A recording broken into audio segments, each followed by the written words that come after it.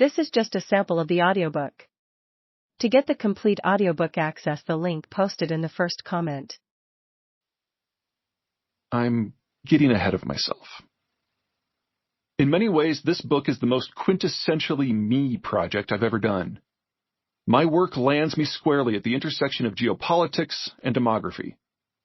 Geopolitics is the study of place, exploring how everything about us is an outcome of where we are. Demography is the study of population structures. Teens act different from 30-somethings versus 50-somethings versus 70-somethings. I weave together these two disparate themes to forecast the future. My first 3 books were about nothing less than the fall and rise of nations, about exploring the big picture of the world to come. But you can only speak at Langley so many times. To pay the bills, I do something else. My real job is a sort of hybrid public speaker/consultant.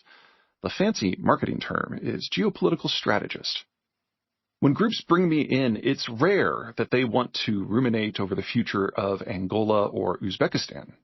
Their needs and questions are closer to home and their pocketbooks, wrapped up in a series of economic questions about trade and markets and access.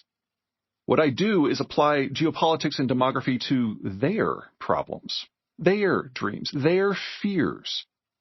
I peel out the appropriate parts of my big picture and apply them to questions of electricity demand in the Southeast, or precision manufacturing in Wisconsin, or financial liquidity in South Africa, or the nexus of security and trade in the Mexico border region, or transport options in the Midwest, or energy policy during the turn of American administrations, or heavy industry in Korea, or tree fruits in Washington state.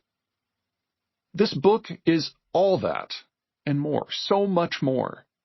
I'm once again using my trusty tools of geopolitics and demography to forecast the future of global economic structures.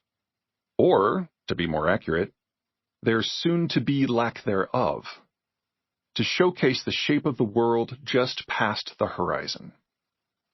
The crux of the problem we all face is that geopolitically and demographically speaking, for most of the last 75 years, we have been living in that perfect moment.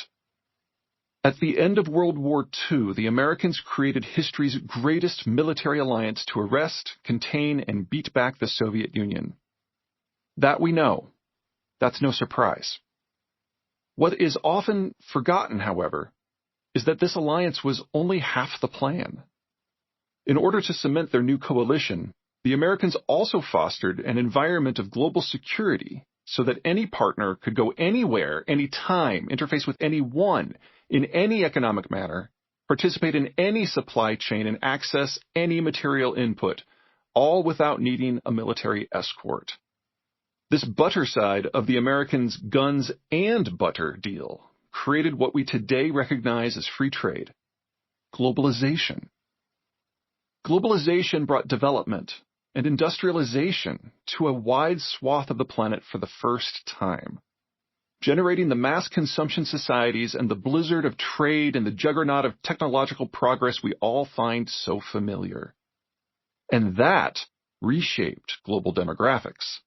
Mass development and industrialization extended lifespans while simultaneously encouraging urbanization.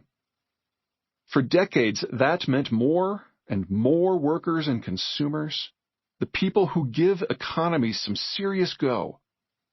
One outcome among many was the fastest economic growth humanity has ever seen. Decades of it. The Americans' post-war order triggered a change in condition. By shifting the rules of the game, economics transformed on a global basis, a national basis, a local basis, every local basis. That change of condition generated the world that we know. The world of advanced transport and finance, of ever-present food and energy, of never-ending improvements in mind-bending speed. But all things must pass. We, now, face a new change in condition. 30 years on from the Cold War's end, the Americans have gone home. No one else has the military capacity to support global security, and from that, global trade. The American-led order is giving way to disorder. Global aging didn't stop once we reached that perfect